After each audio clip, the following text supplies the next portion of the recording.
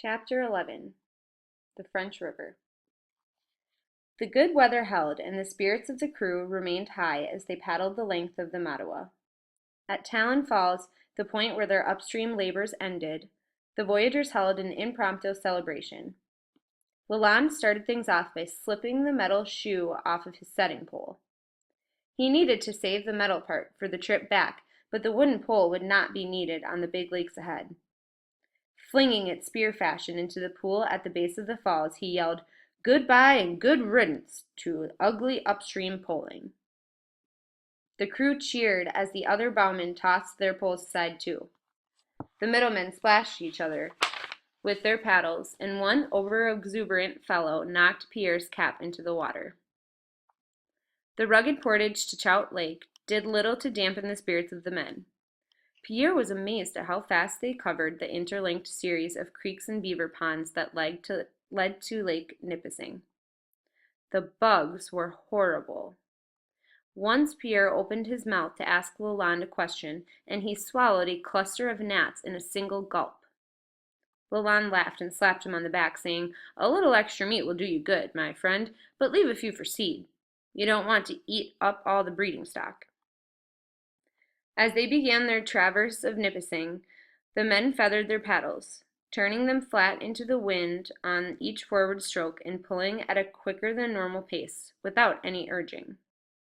"What's the hurry?" Pierre turned to ask Charbonneau. "Nipissing is too shallow. Easy to be degrade." "The waves are worse on shallow lakes?" Pierre asked. Charbonneau nodded. He was in no mood to chat. Pierre knew the meaning of degrade. His father sometimes talked about being windbound on Superior and Huron, but the idea of being stuck on an island lake was new to Pierre. They took a pipe stop on an island near the middle of the lake, and Pierre went for a walk. At the edge of a clearing only a dozen paces from the beach, Pierre was shocked to find 3 red crosses made from broken paddles and tied together with rawhide thongs. "It's a sad sight, eh, Pierre?" Pierre was startled by Lalande, who was looking over his shoulder at the markers. "All that's left is a splash of red paint and a broken paddle blade. A sudden squall, a rock in the bow, and the cold does its trick." Lalande paused and ran his fingers through his famous hair. "Then the company writes a fancy letter." Pierre knew about these letters. One afternoon when he was small, he was trying to sneak up on a pigeon in the barn loft with his slingshot. Camille, who was standing at the base of the ladder, yelled to scare the bird away. When he turned to hush his sister, Pierre saw a lone courier riding toward their cabin. "Mother," he called to the house, "a man's coming." By the time Pierre climbed down, Mother was standing in the doorway, pale and tight-lipped. Pierre was confused, since strangers were always welcome at their home. Only after his mother gave the horseman directions to a house at the far end of the village did she explain that one of Father's voyager friends had died. "I've seen the letters they bring, Pierre," she said. "They come with money that means nothing. And they flower up dying with grand words like pride and service and duty. They speak of the good of the company. But what it all comes down to is dead and drowned and never coming through that door again." Her voice trailed off as she stared in the direction of the vanishing man. The next morning, the energy of the men reached a new level when they broke camp and started down the French River. Lalande told Pierre the 70-mile stretch of water that led to Lake Huron would be an easy one-day run. "It's a downhill ride all the way," he said. "We take a few light pulls, and the river, she does the rest." Pierre was amazed at Lalande's enthusiasm. Though he was always positive, his face revealed a special energy this day. Though Lalande exaggerated a bit, they did have to paddle at their normal rate. Their speed was more than doubled by the swift current. When the brigade got to the first rapids, Pierre saw why his bowman was so excited to be on the French River. Mackay and La Petite climbed onto some boulders that gave them a clear downstream view. "The left-hand channel's clear all the way," Lapetit called out over the roaring of the water. Get ready for the sleigh ride, gentlemen, Lalande said. One by one, the canoes rocketed down the white chute. When it was Charbonneau's turn, he allowed for a safe spacing between his craft and the one ahead. Then he yelled, Pull! The paddles flashed triple time. Speed was the key in running white water. If they didn't keep their craft going faster than the water racing beneath the hull, they were left to the whim of the current. Without proper speed, the steersman had no control. Just when the big Montreal was going faster than Pierre ever thought it could, they entered the rapids. Lalande twirled his paddle above his head and cut loose with a high-pitched yell. Hang on, Hivernants! He hollered. Time froze as the bow of the canoe jutted out over the empty air. The four front paddlers held their blades a moment above the white spillway that fell suddenly out of reach. When the bow finally plunged down, the stern lurched skyward, nearly catapulting Pierre out of his seat. Eee! The boys screamed, and the men yelled and whistled, but the roar of the water drowned them out. A fine mist filled the air as Lalande's ghost-white hair blew straight back off of his shoulders, and the hull hurtled down, down, down. A minute later, their quarter-mile run was done.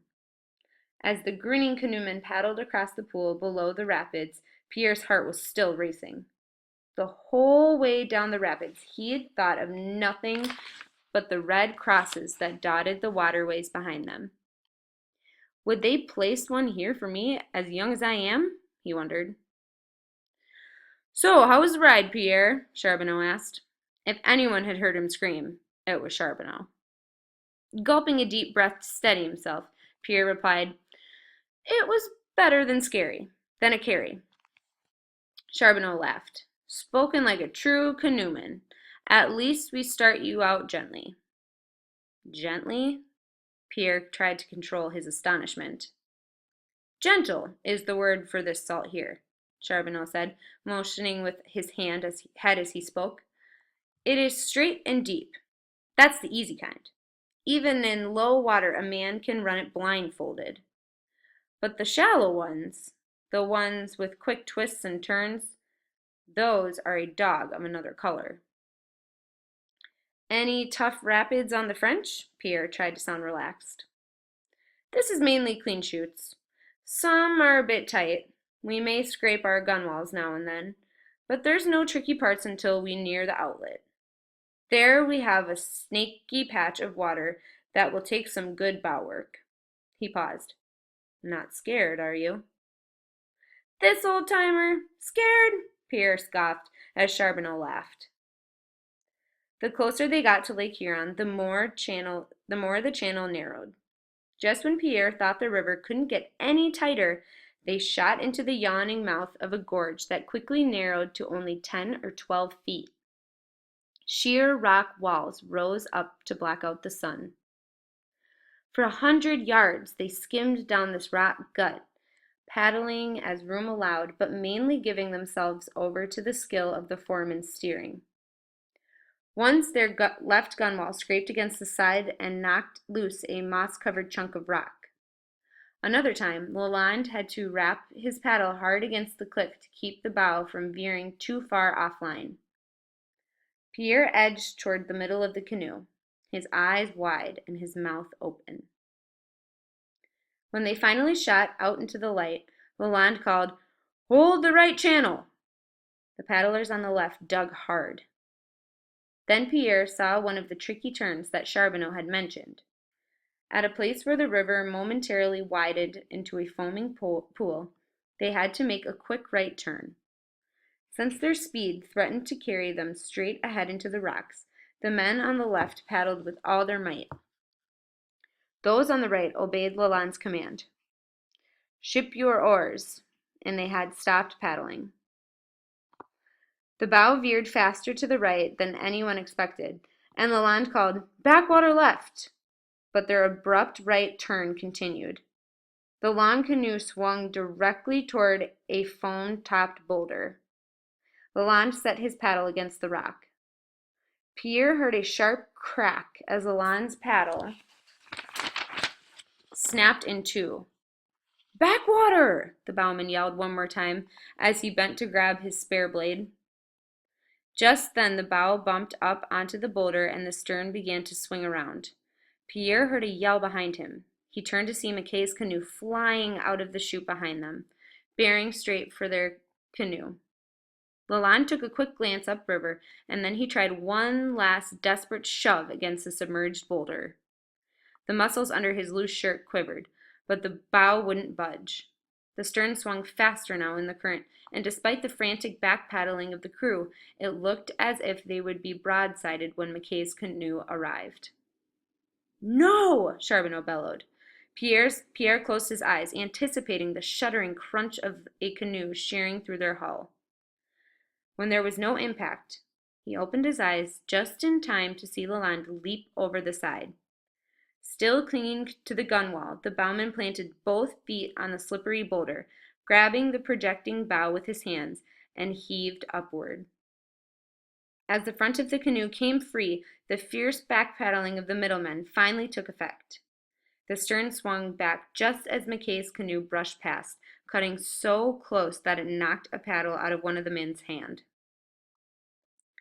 In that same instant, Lalonde lost his footing. Before anyone could extend a hand or even cry out, he was gone. One moment he was there, and an instant later there was only the boulder and a white horsetail of water. Pierre turned to Charbonneau and yelled, "A rope! Get a rope!" But everyone's eyes were already turned downstream, searching for a reason to hope.